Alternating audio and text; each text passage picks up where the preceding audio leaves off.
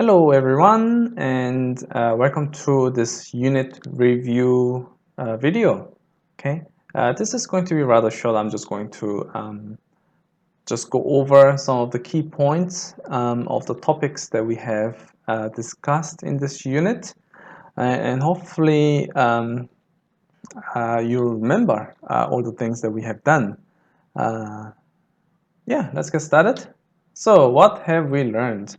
Well, we have learned about some spreadsheet stuff, in particular the Excel functionalities. So our first couple of lectures, first couple of weeks worth of lectures were on Excel, including the CAV setup, Excel introduction, formula basics, functions, data analysis and import, array formula, error handling, and visualization. So other than the first two items here, CAV and setup, all the other items are examinable. So please revise them as necessary. But I hope that some of the features that you have found or learned in these lectures are useful for your daily tasks. For instance, instead of writing formulas and dragging them down, you can always use an array formula, or doing some error handling so that your spreadsheet doesn't break, handling with different data types and importing them into Excel should be much easier now rather than doing some manual work. Okay, so that's the Excel stuff. But other than that, really doing the practice labs, going over some of the assignments will help you remember some of the key items that we have covered in those topics. Okay, and we moved on to Python stuff. This is one of the the heavy part of the unit where 6 weeks worth of materials are associated with Python. So we started with understanding how Python works into writing functions and modules. And then we learned about some of its primitive operations like conditions, loops, and sets and dictionaries, right? In addition, we learned about file handling, which becomes handy onto our following when we deal with the processing and visualization of data. Okay, but through all the practices and all the labs, hopefully all of those concepts are similar to you. Okay, so that should be quite straightforward. Handling strings, lists, conditions, functions, and sets, right? So all of those should be familiar to you. One thing I would like to highlight is the style part. As you found, the style gets marked in these questions. This is trying to make you write code that is more readable by others. As I mentioned in the style lecture, that writing good code is very important. Writing legible code that works properly and can be maintained is much better than illegible code that may be fast, but later on you cannot maintain it or fix it if it doesn't work as it's supposed to do, right? But yeah, other than that, try to go back and do some practice labs as you would have experienced in the tests. A lot of lab style questions will be asked during the test, so those are your best point of practice. Okay?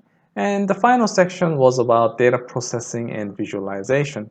So we dealt with the NumPy, SymPy, SciPy, Matplotlib, Pandas. So all those libraries help us to process data and visualize them much easier, because as you've seen when we did the NumPy data structures and structured data types, it is much useful to use these like arrays and whatnot compared to Python's inbuilt lists. The way you can interact with data stored especially in multi-dimension using NumPy array structure is much easier than using Python list.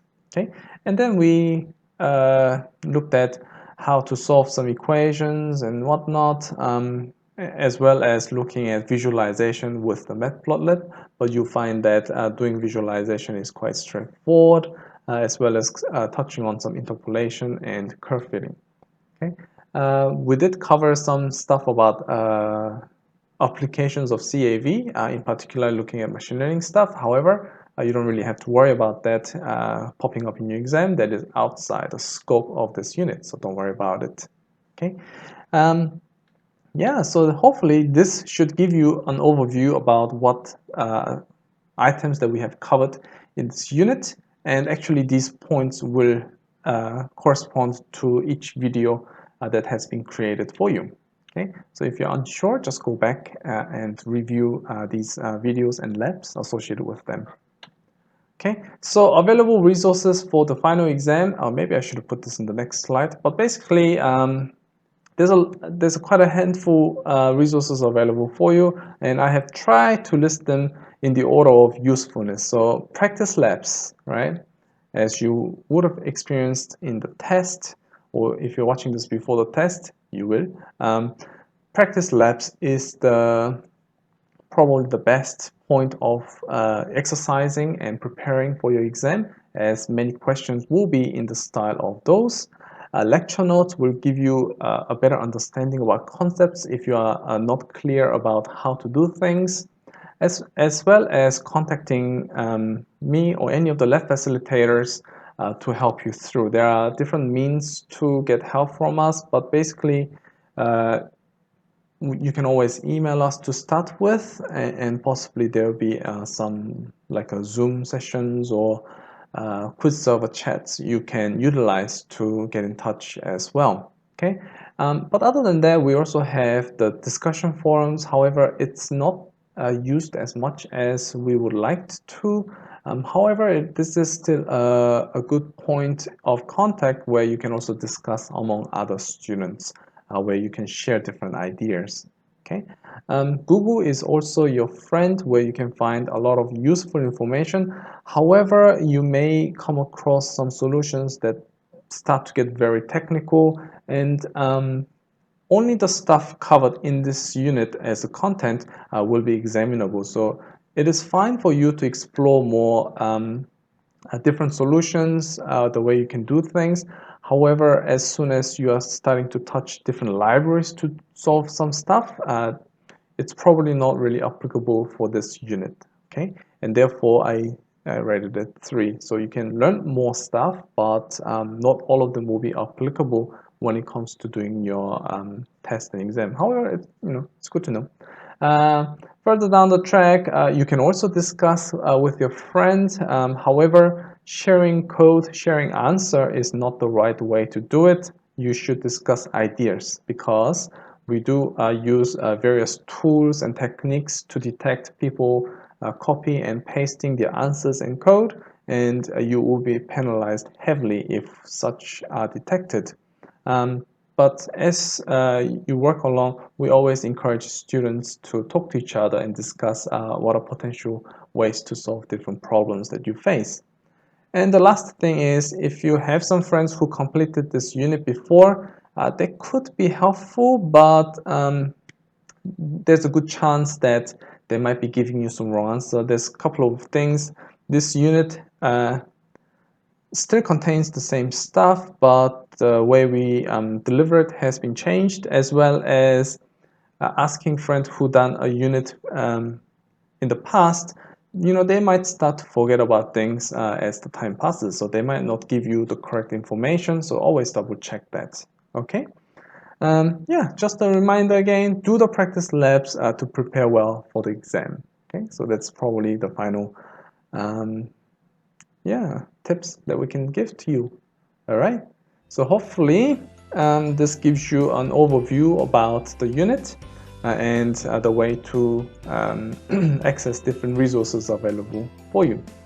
Okay, so I'll stop here, and next video is our final video for the unit, which is to overview the exam stuff. All right, I'll see you there.